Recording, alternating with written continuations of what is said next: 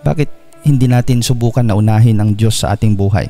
Isa sa pinakamagandang example ng pagtitiwala mga kapatid ay nung panahon po ng ating Diyos, tinawag niya po si Abraham. Sa Genesis chapter 12 verse 1 to 3, ganito po ang nakasulat. Sinabi ni Yahweh kay Abraham, lisanin mo ang iyong bayan, ang tahanan ng iyong ama at mga kamag-anak, at pumunta ka sa bayang ituturo ko sa iyo, para ramihin ko ang iyong mga anak at mga apo, at gagawin ko silang isang malaking bansa. Pagpapalain kita at gagawin kong dakila ang iyong pangalan, at ikaw ay magiging pagpapala sa marami.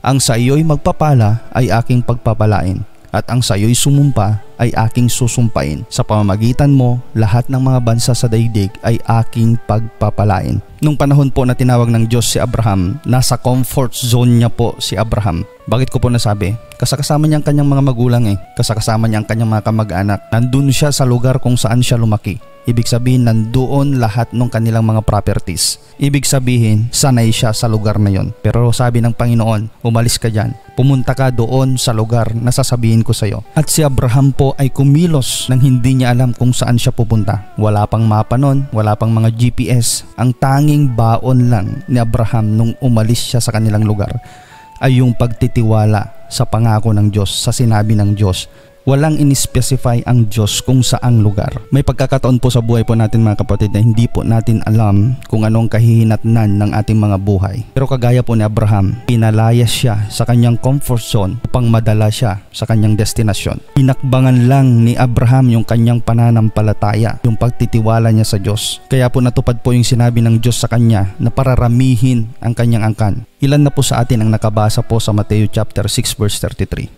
Ang sabi niya, seek ye first the kingdom of God and His righteousness, and all these things shall be added unto you. Marami pong kulang, marami pong namomroblema sa buhay po natin, hindi dahil tayo po ay hindi kumikilos. Marami po ang masisipag, marami po ang mga mayayaman, marami po ang may mga pinag-aralan, pero hungkag pa rin, parang meron pa rin kulang kasi hindi inuuna na hanapin ang Diyos. Ito'y isa lang po sa mga pangako ng Diyos. Bakit di natin subukan na simulan kapatid na hakbangan ang ating pananampalataya?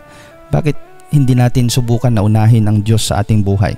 Ako nasisiguro ko po mga kapatid, ibigyan po tayo ng kapayapaan ni Lord kahit napakarami pong problema. Ako din po, napakarami ko pong problema. Pero dahil sa biyaya at habag ng Diyos, binibigyan po tayo ng kapayapaan kahit nasa gitna ng kapighatian at problema. Naniniwala ako kapatid na pag tayo po ay nagtiwala kagaya po ng pagtitiwala ni Abraham, ay matatanggap po natin yung mga pinangako ng Diyos na kagaya ng pagtanggap din ni Abraham. Tawa po, magtiwala po tayo sa Diyos kahit na anumang mangyari